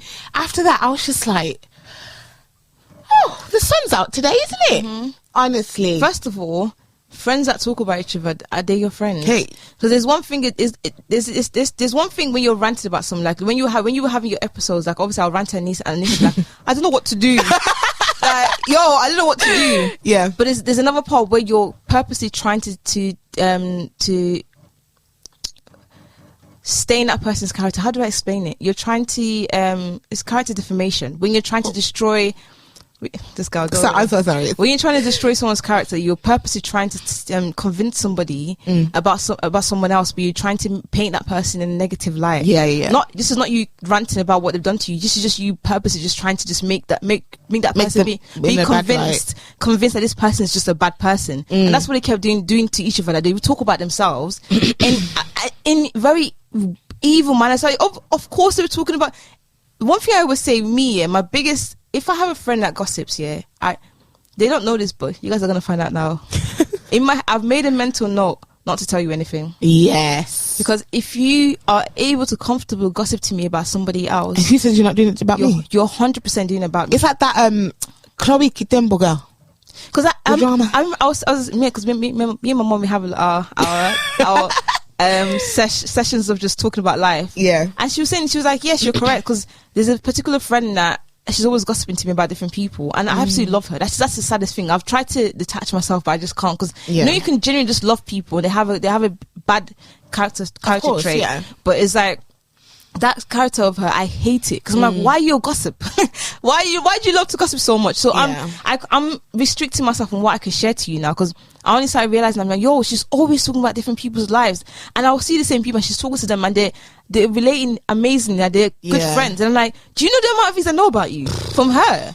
And I'm thinking, what is she saying about me? That's scary. It is. So like, that's, for me, that's the biggest no. When I notice someone as a gossip to me, because me and you talk all the time, but we don't gossip about people.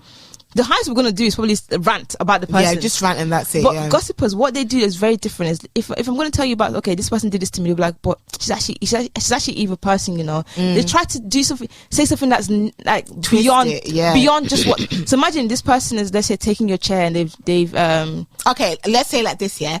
It's less about their actions and more about their character. Exactly. So instead of the person to tell you this is what's happened to him, this is the story, this is the actions this person is taking, they will go around talking about how the person's oh my god, this person's such an annoying, such a like, bitch. They spend so much time like just degrading that person, and eventually get to what the person's done. That's a gossip. Yeah, because they have a motive, which is to paint that person's character negatively. And whenever a person does that, whenever I see it in anybody, I'm running. Sprinting.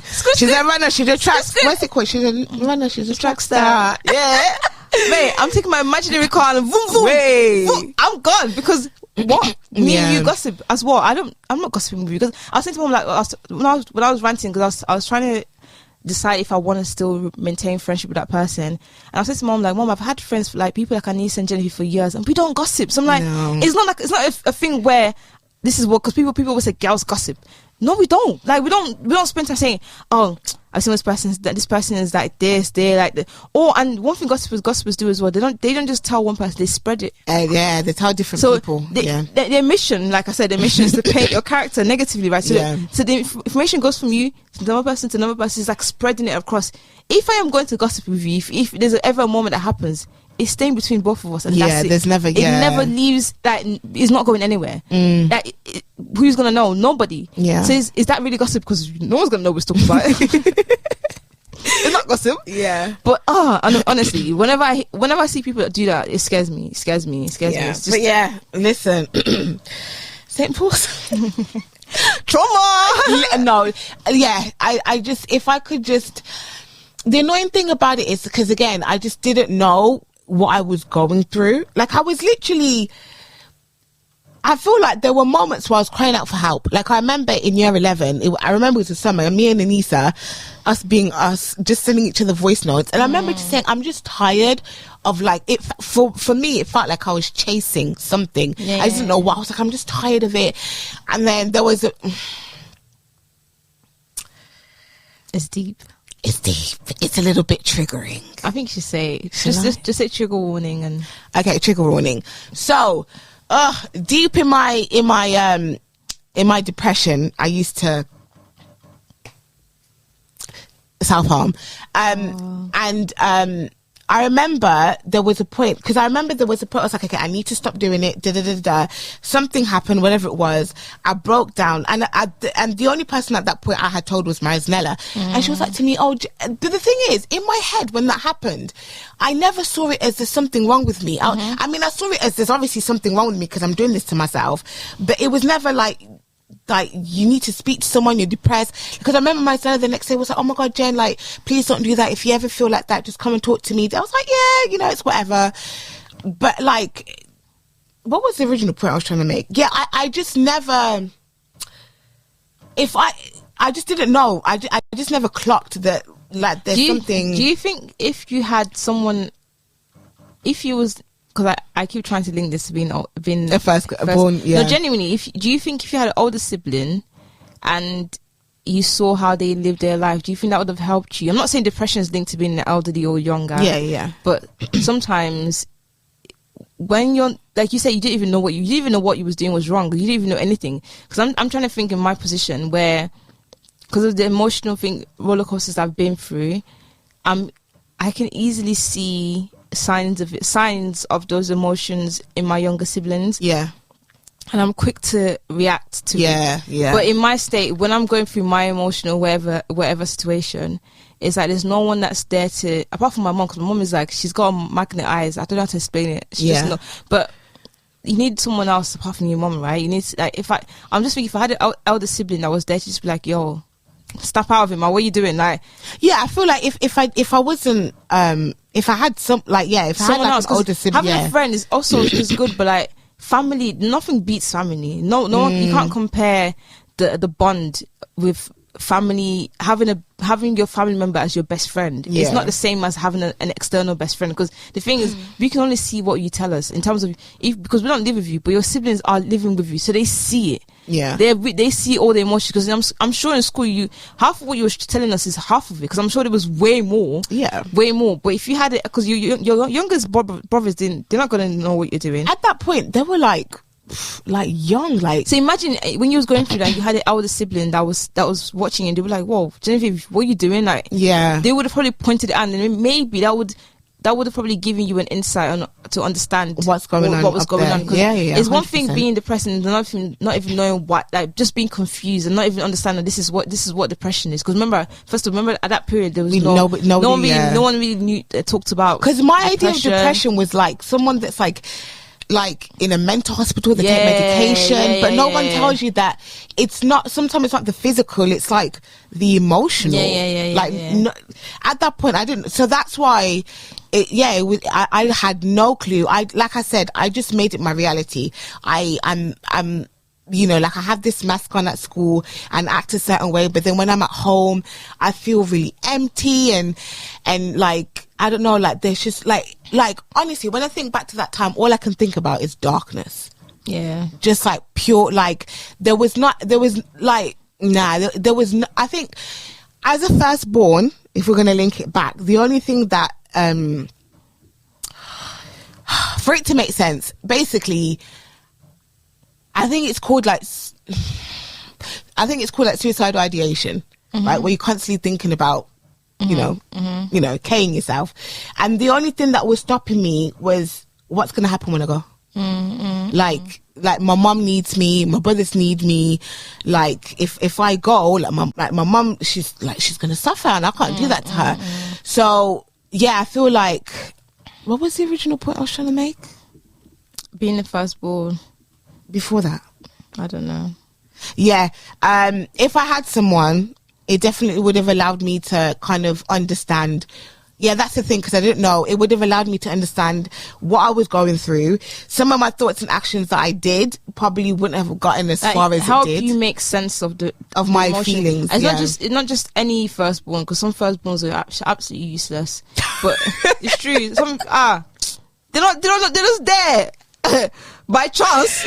Not by chance. But if you're firstborn that's very in tune with your emotions, and you like, now that you've gone through what you've gone through, if your brothers ever show signs of it, you pick up on them quickly. Oh my God, I would cuddle. Like, there's times when I pick up on things very quickly. Before my mom noticed, she's like, "Yeah, you're right." I'm like, "Yeah," because I went through. Because I remember there was a time.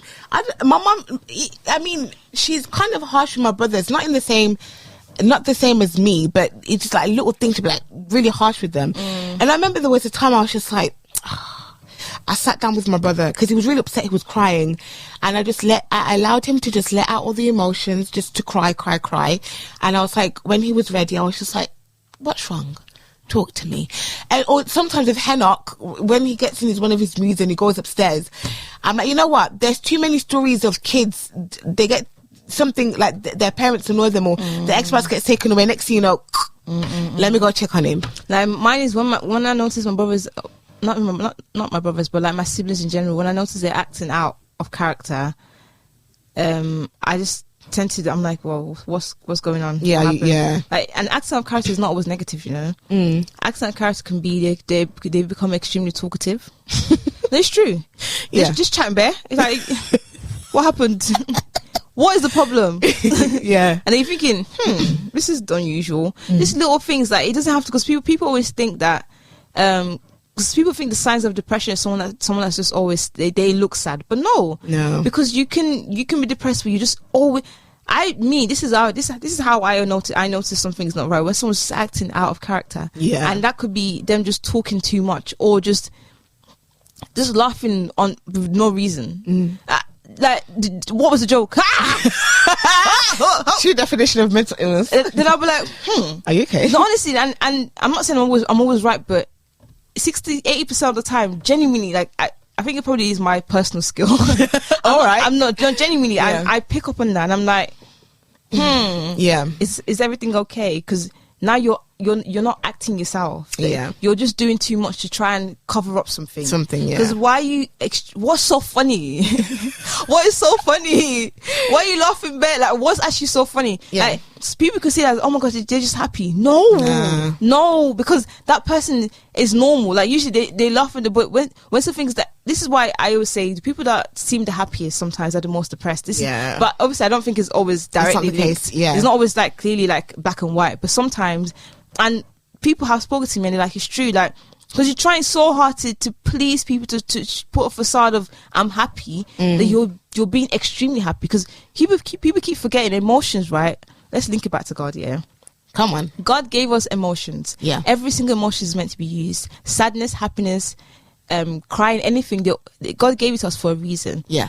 If a person is choosing to avoid using all the negative emotions and constantly using the good emotions, there's no balance. Yeah, something's not right. Because God did not tell us. Even Jesus cried. Jesus cried. Jesus got angry. He got angry. He cried when he was praying.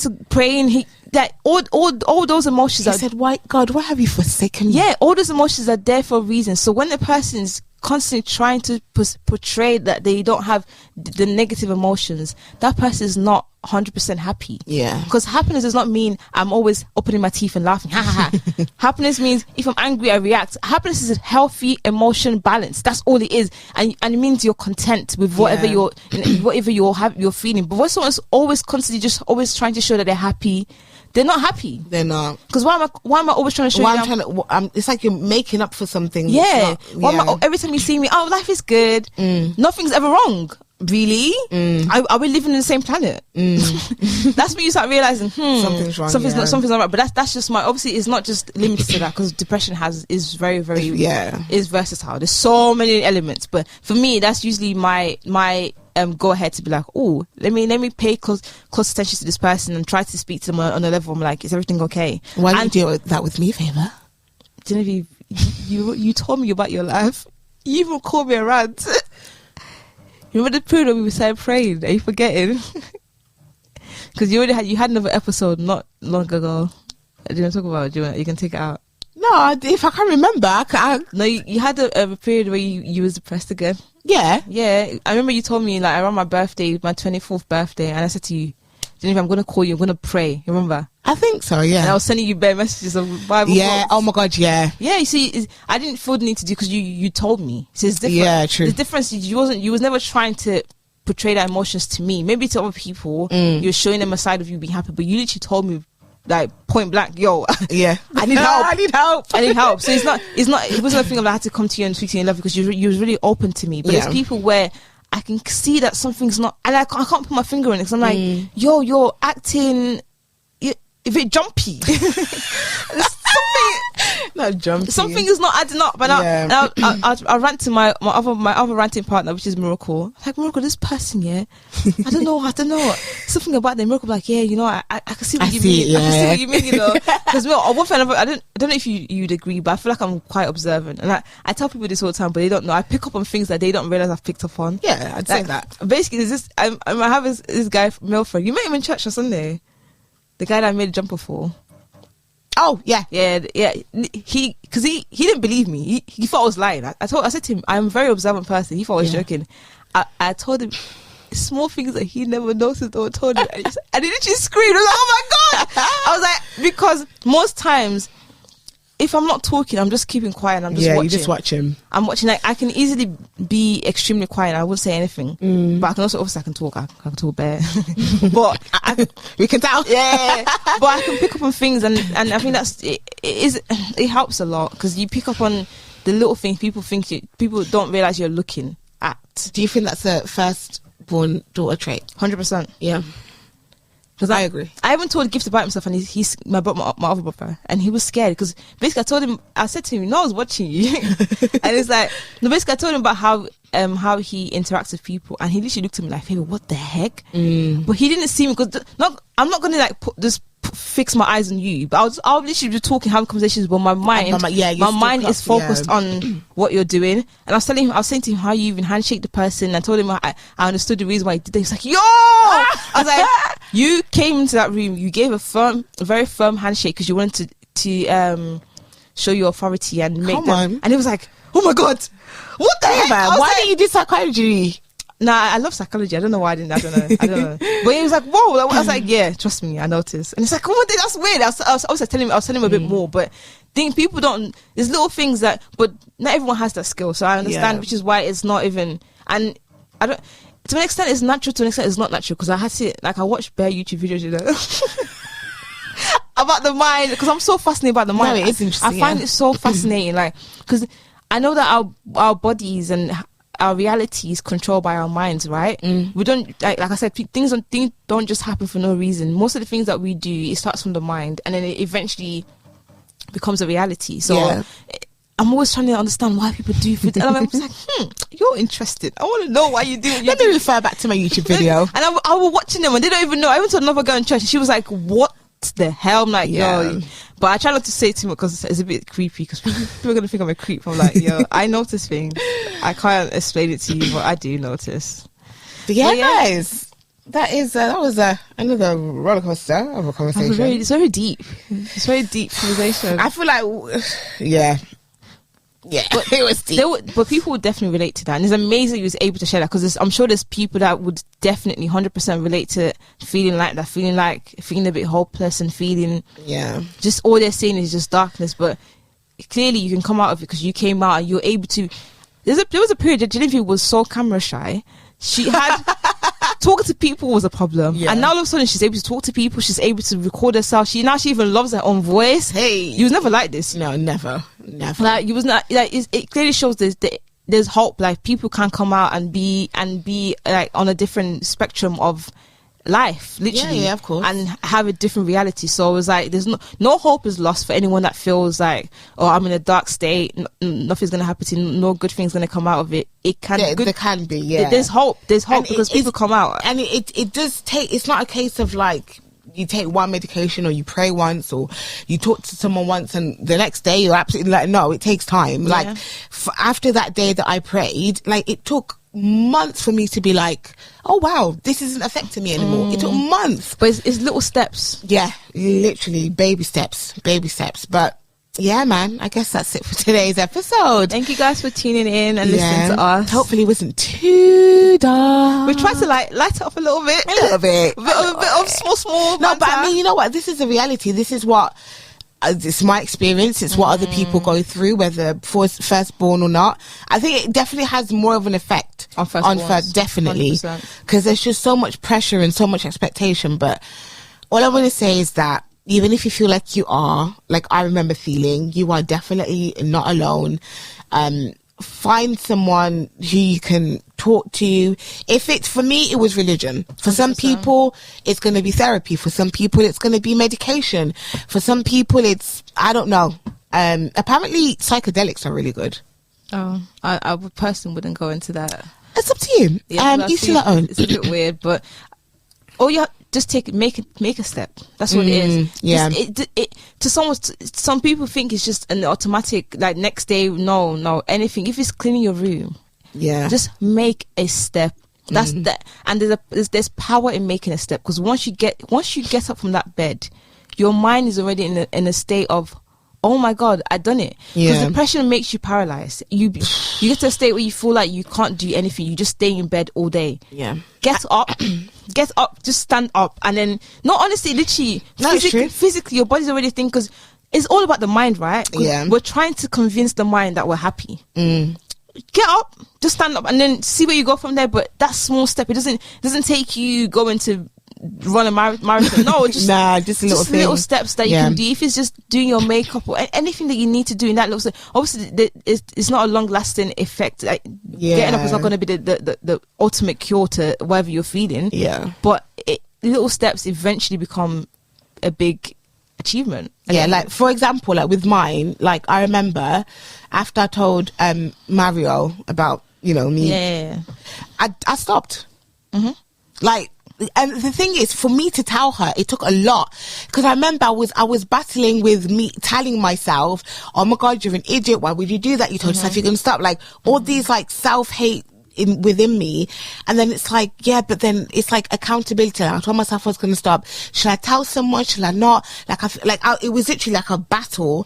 And then once I told her and we talked about it, after that my skin is a couple marks, but it's pretty. That basically reinforces the thing when people always say to you, speak to somebody. Honestly. The way, like I keep saying, our mind is so powerful. Our mind can create a whole false reality of what's not there. So your mind is telling you things that don't even exist.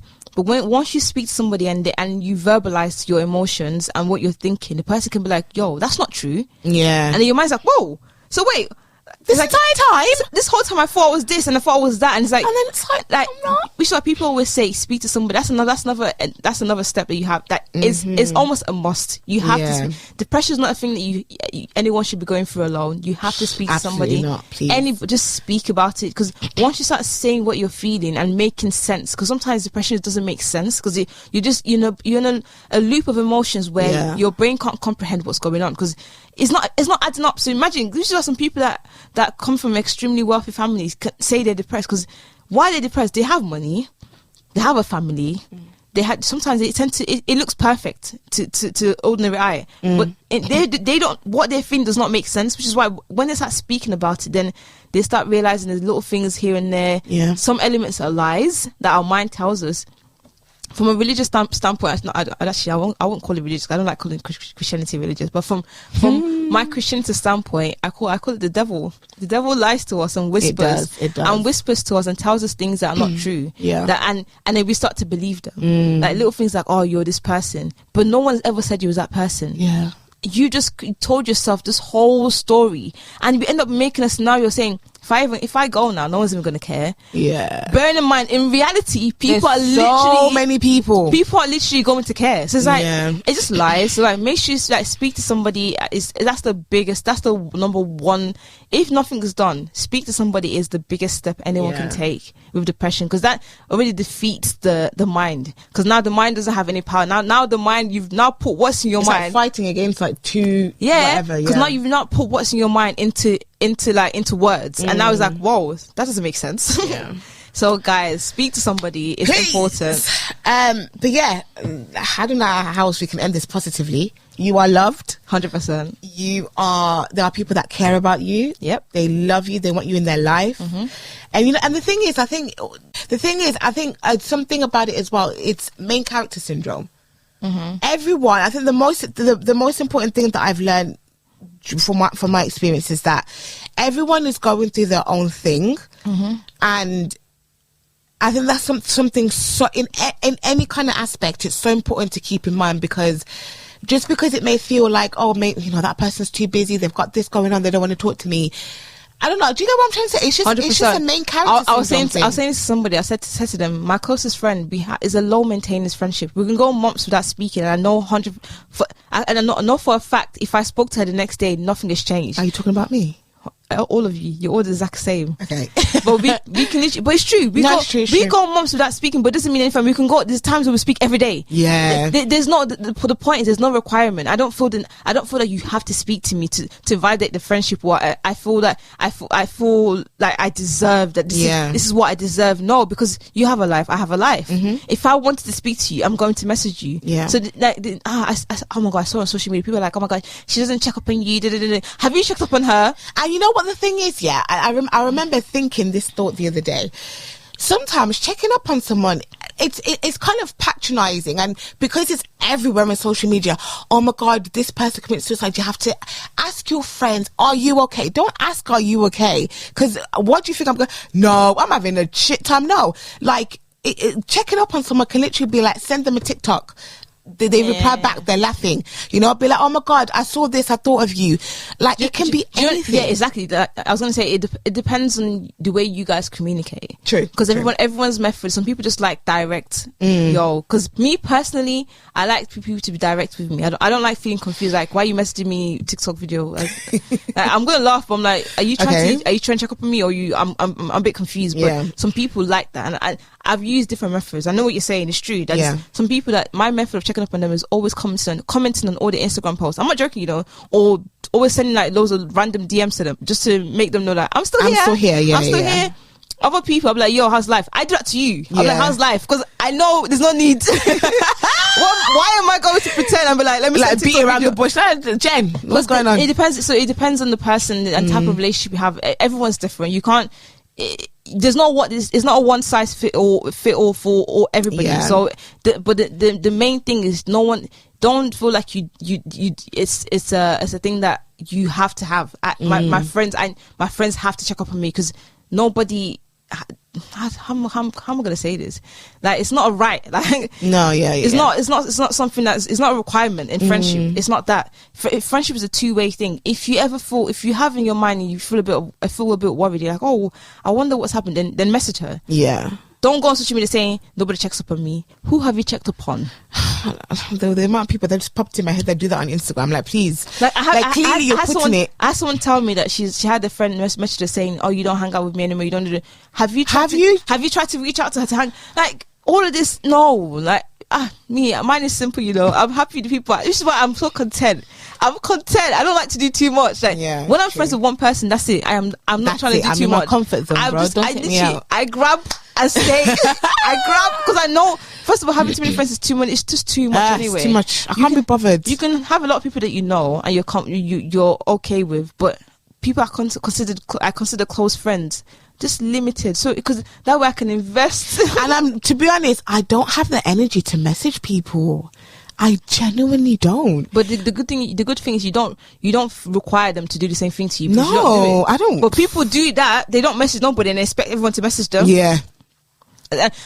One thing I was seeing during lockdown is people were like, "Oh, lockdown really showed you who your true friends are." Oh, please, get out, man. Please, get out. What do you mean? Listen, lockdown was a time for people to wind down. Like, people were going through all sorts. Some people were stuck in homes or domestic violence. They couldn't get out. Yeah, exactly. And you're telling me you're worried that they haven't messaged you. People have lost jobs. They're worrying about when their next paycheck's coming through. Are you crazy? Have you lost your damn mind? It goes back to what you're saying, the main character syndrome. Like, it is, calm down. The world does not revolve around you. People are going through stuff.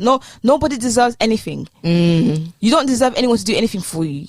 Because of what? Because you exist. That's not how it works. It doesn't work. We're all existing at the same time. It's like, so it's a mutual thing. Whatever you give, sometimes you get back. Yeah. If you don't give it, you don't get it. No. If you do get it and you don't give, you're lucky. What is that? I just got so confused there. No, I mean, like, if you don't give any, no people that don't give anything, they don't message nobody, they still receive it. Yeah. You're lucky, and that's good, but that's not how life works. No, but I'm tired of ranting. Wait, she let it all out, guys. But yeah, that's it for today's episode. Thank you guys for listening again. Hopefully it wasn't too dark, but hopefully it gave you guys an insight into, you know what, how it, like, for example, with Favor, she's fine.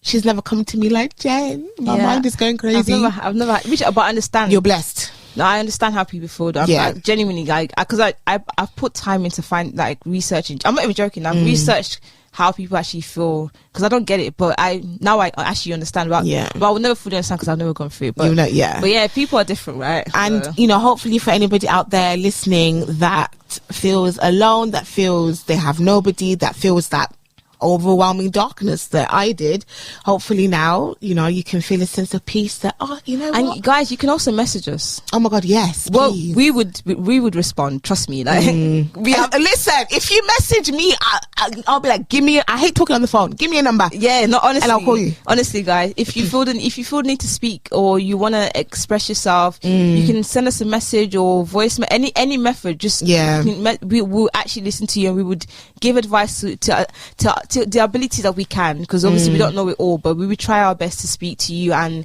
get some understanding and help you out in any way that we can. But thank you so much for listening. Thank you, and we hope you really enjoyed this episode. It was a bit more personal. We went from racism to depression. This is a very, very dark one. It's needed to say that we need to speak about it. It's reality. It's the truth. But yeah, guys, thank you so much. We hope to see you in the next episode. Bye.